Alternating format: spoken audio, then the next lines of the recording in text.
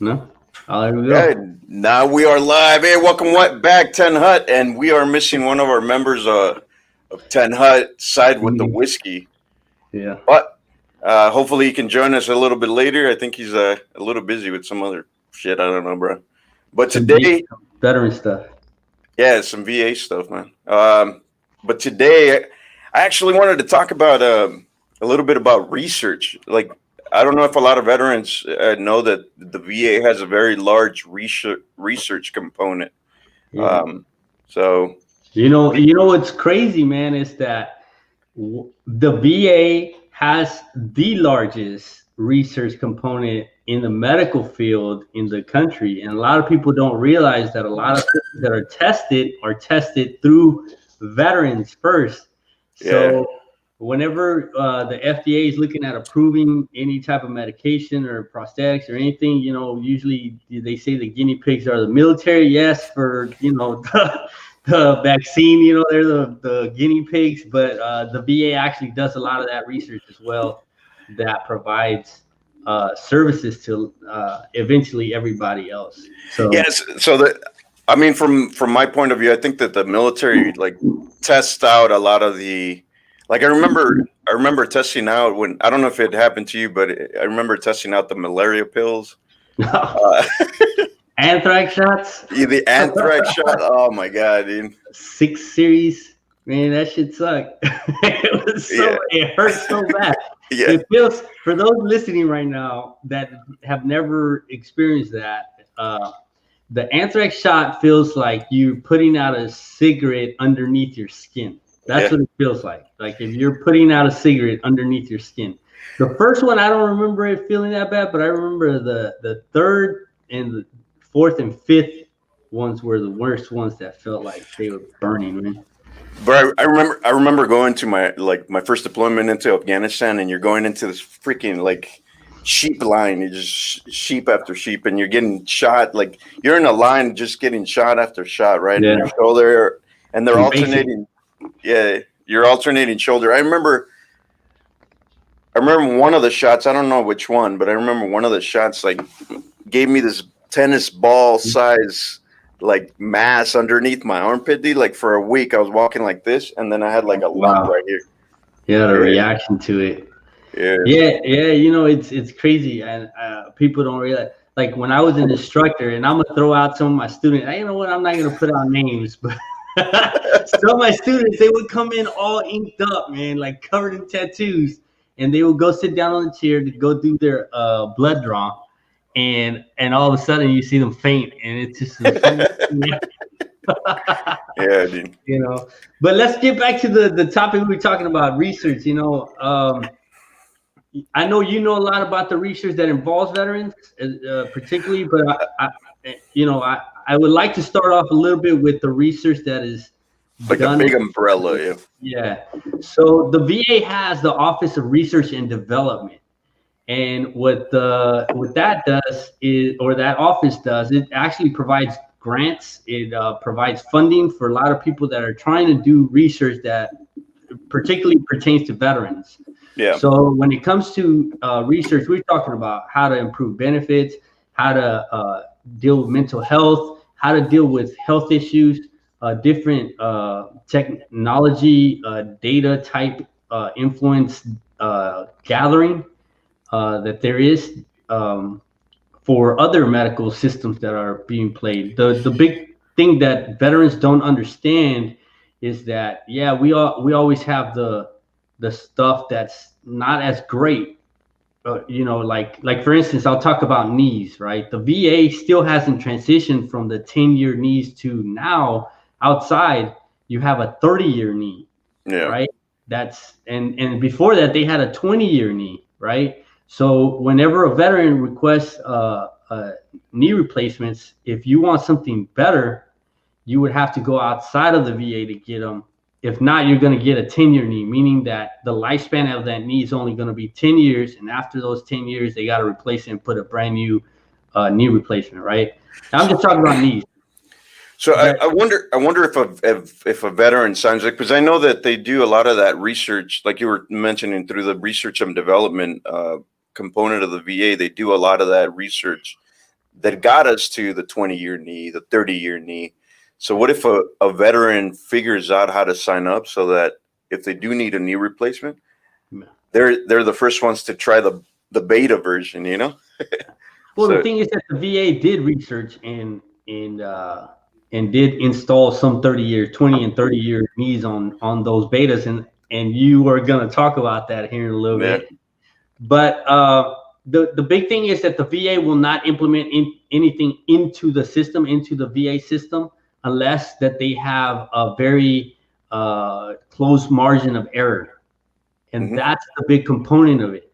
So there's a lot more risk that a commercial doctor will take, a private doctor will take, and installing certain things or injecting you with certain things. But the VA actually has to do a lot more study and be able to verify or validate that the margin of error is going to be very, very slim to none, which makes it very difficult. Like for instance, myself at the Department of the Air Force, I used to get Symbis injections in my knees, and those will help out a lot because it's rooster cone, like the stuff that comes out of a rooster's cone. Yeah.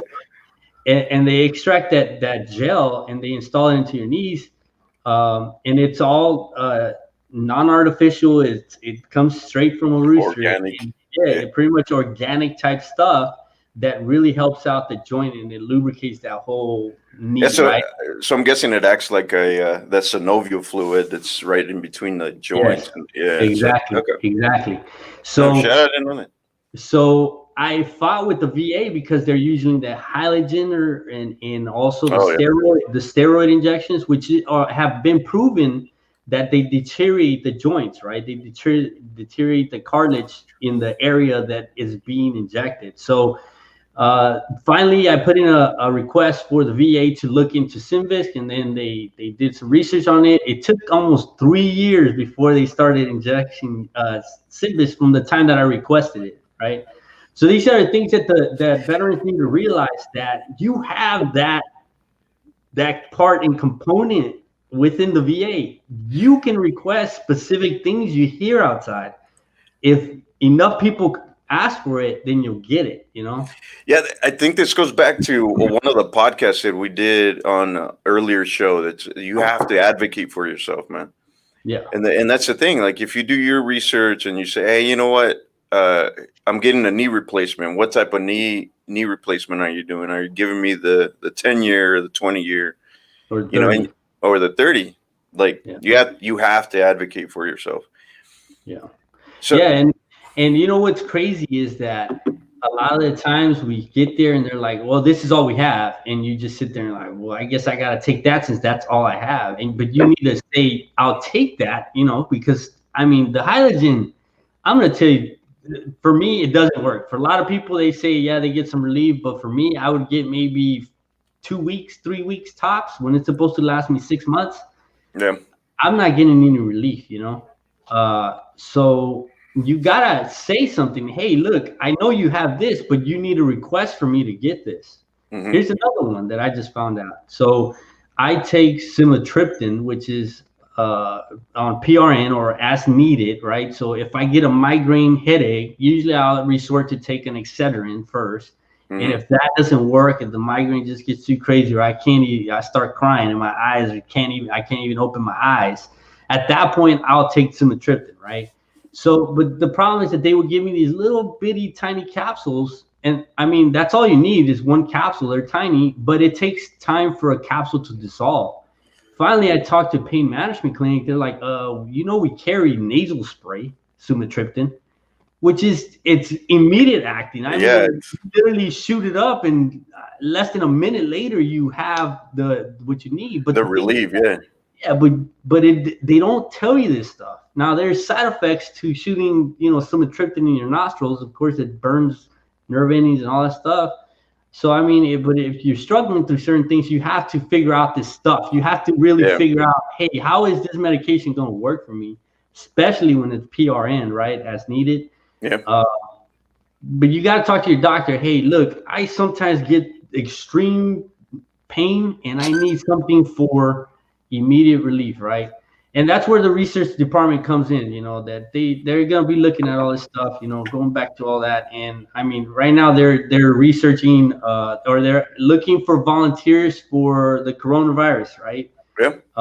And looking for new ways to develop a vaccine specifically for the VA and military individuals, because the big problem that is coming to light right now is that we have a lot of crap in our bodies that were administered through the military that now, because it's a genome improvement type medication that's being injected into It you, right? counteracts with certain stuff. It counteracts with freaking the measles and malaria freaking stuff that they give us in the military, in the anthrax. So because it's not the same as the flu shot, right? The flu shot, they inject a little bit of the virus, and then your body And fights it and then recognizes it next time it comes into your body.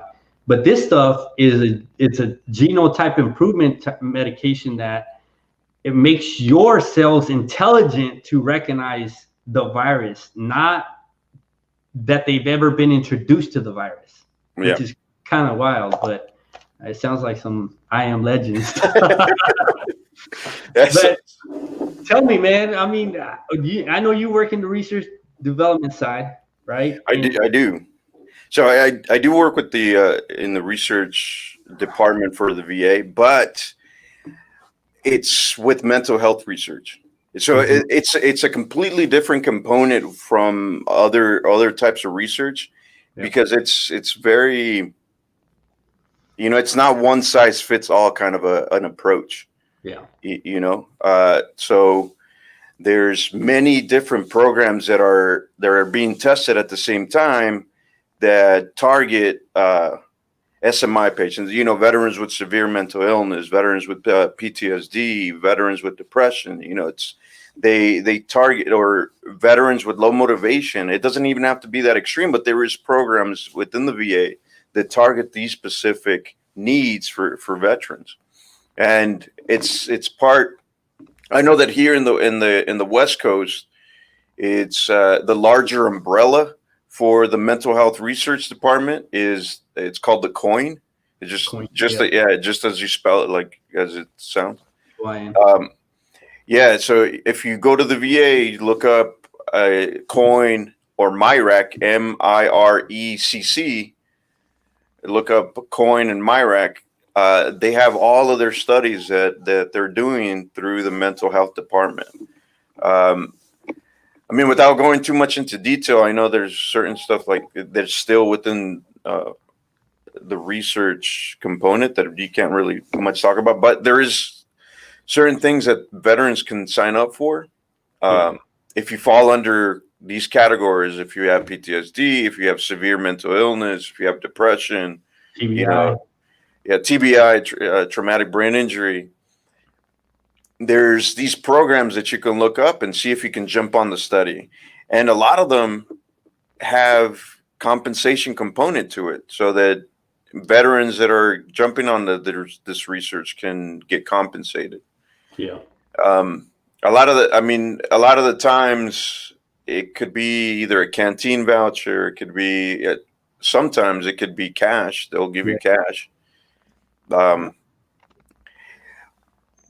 but the major thing that is hurting these programs is, yeah, you might want to jump on this research, but they're Yeah. not registered. They're not registered with the VA, Yeah. and they don't have a um, diagnosed illness or mental symptom through the VA, so they can't jump on the study. And we come across that a lot at the VA, where veterans are like, "Hey, I heard through the grapevine that you guys are doing a research with an app, an Android app that is going to be able to track my mood and my steps, and be able to target some of my um, The so, PTSD coach app that they have right now. They put yeah. it out. It's not finished, but Yeah, it's kind of like a beta version, but through that program, then they find out that, oh, I'm not registered with the VA. Well, you can't really join. So my recommendation is first and foremost is register with the VA. Get yeah. your diagnoses through the VA, and jump on some of these studies that, you know on the first hand, you'll get compensated for, but on the longer term, you're going to help other vets. Yeah. And you know, I want to make this clear for some of you. Some of these studies do not require that you're a veteran, and some of these studies actually do not require you to be even enrolled in the VA. You have to look at the requirements. Yeah. Some of the requirements are 18 years of age, that served in the military. That's it. And or some of them they don't even require you that you served at all. You know, so 18, not a veteran and not enrolled at the VA. But what they're looking for is you have to find a comparison, right? So an individual that's never been through post-traumatic stress disorder, combat related, might have PTSD from situations like childhood maltreatment or childhood violence, you know, foster care, all that stuff, you know. So they want to find a comparison to be able to identify, hey, this is a veteran specific issue, or is it a general population issue? So you don't have to be, what was that question? Do people need to register with the VA first before being a part of research? So, you know, and if you go to va.gov and then just type in research, or /research, you should be able to find different researches that are currently ongoing. And if what it'll say is, how can I volunteer is the question. So you click on the frequently asked question, and it'll tell you in there the requirements. Some of them, like I said, require you to be a veteran. Some of them require you to be have served in Iraq at a burn field. Did you serve in Camp Lejeune, right? Like for the Marine Corps, that all those Marines that were getting cancer and their families as well, from the water treatment that was there, you know. Others, you know, don't require that. They just require that you're 18 years of age or 21 years of age, that you are not a veteran, and you know, you just have to consent that you want to be part of research. And like you were talking about, Jose, some of them do compensate you, you know, just like any other research. So yeah, I mean, on the as far as I've seen, I mean, I've only been at the VA for a little over a year, but from what I've seen, on the mental health portion of the VA, I know that most of them do require that you are enrolled into the VA system, especially for very specific veteran targeted research where it's they're targeting PTSD, they're targeting TBI, and things like that. But for other research, absolutely, you're right, where you just got to look up and see what research you can partake in. Yeah, and we get this a lot where people's like, oh, what can I do? What can I do to help out veterans? Well, there you go. Yeah. Volunteer for some research. Here, yeah. Let me share my screen so that you can see what I'm talking about. Here, go ahead, bro. Let me see. Can I share just this one? All right. All right. So if everybody can see my screen right now.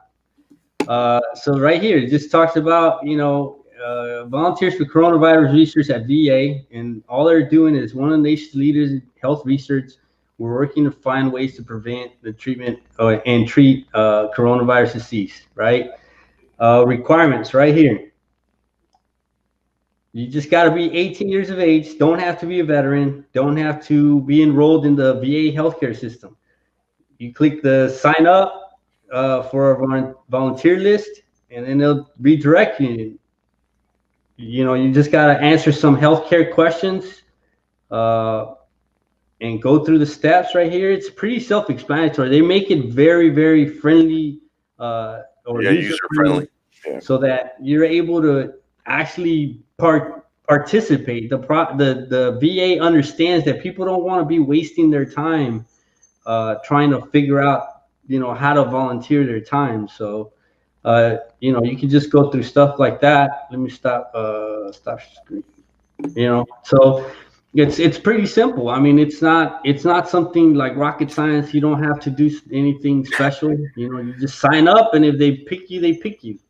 Yeah, and I mean, and a lot of the times, like we mentioned, you get compensated. So some of our audience will ask, like, "Oh, what can I do to help vets?" Like, and right now, um, a lot of these research are being done remotely. Other Yeah. than if you're going to get a shot with something, they Oh, just want your lab. Yeah. or a lab work or something like that. But um, the beginning of most research Hmm. is gathering information. So you might be just a focus group, Yeah. like to gather opinion. So they might Yeah. want to compensate you just for your opinion. So Yeah. I think I got like I did one of the surveys for the air quality, and I got like a $11.65 check to just, and it was literally like, do you want to participate in air, the air, was it, the burn pits, right? Air quality something, wait, you got $11. I got a $20 gift card for that. Well, I got $11.65 for filling out a survey at home. They sent me a package, and just Yeah. yes, no, where did you deploy? Iraq, yada yada yada. What part of Iraq, yada yada yada. And you fill it out, and then in the mail a week later, you get a little freaking $11. That's what I got. You got 20.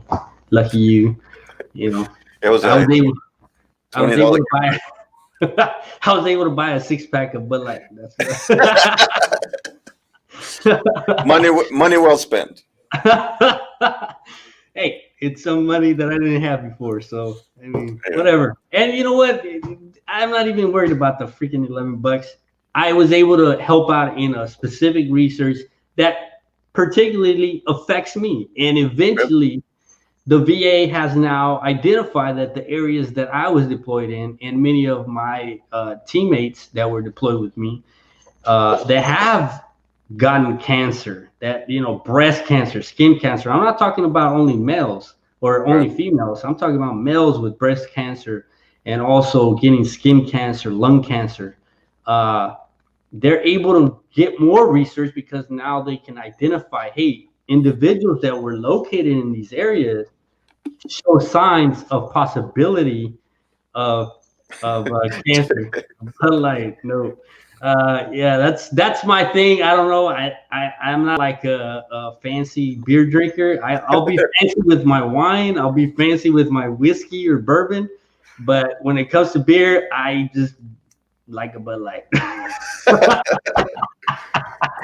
That's just me. Well, But yeah, right now I'm trying to slim down, so I'm not fancy at all with beer because I'm not drinking beer, but I am pretty fancy with my whiskey. we're drinking some whiskey today. Which yeah, which hopefully, I mean, if anybody else has any other questions, you can always email us at info@10hut.org.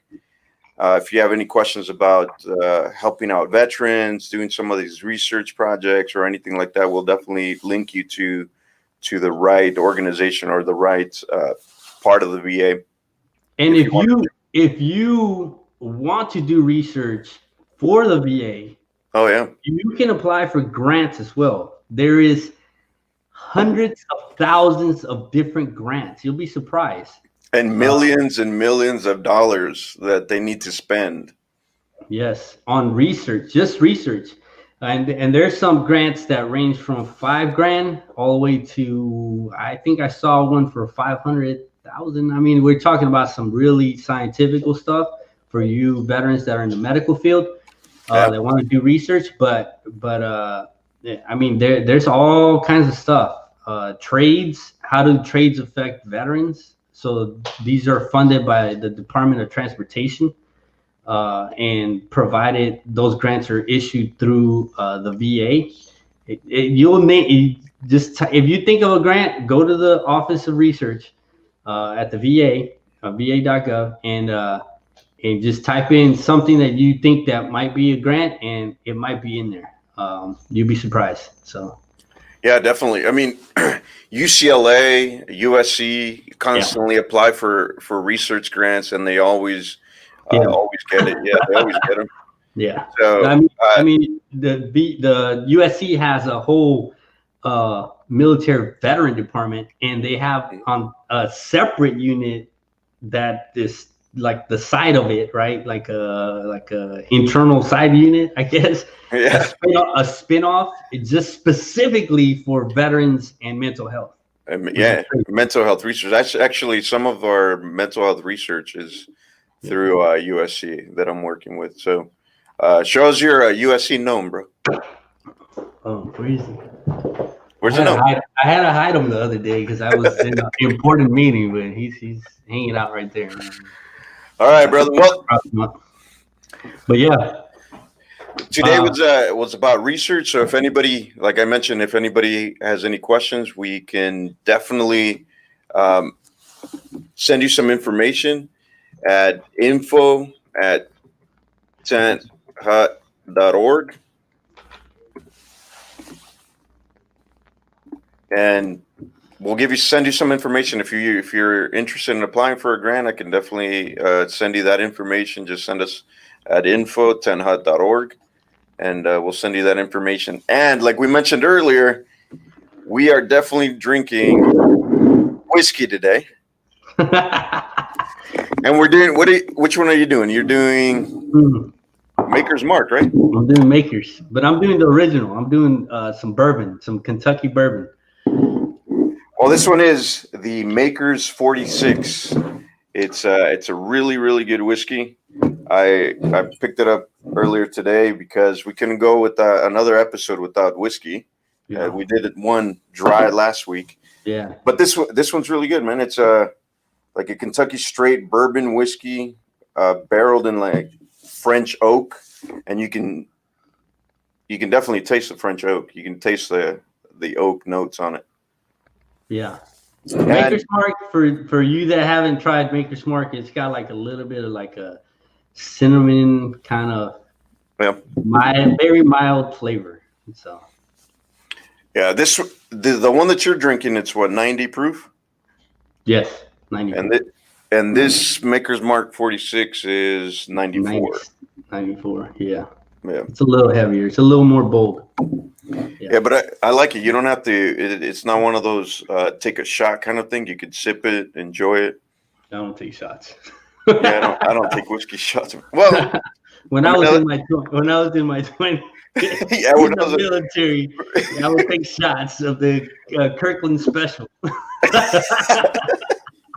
Yeah, but not anymore, man. It's a really good sipping whiskey. I mean, you just got to enjoy it. So, well, let's end the night with a good salud. Cheers to everybody. We're in 2021. Sweet and low and amazing is amazing. Yeah, it is. Yeah, but a new administration, a new president. Let's see how this goes. So he's got the magic key for COVID. Apparently, I'm waiting for it. I need them to open up everything. Yeah. Yeah.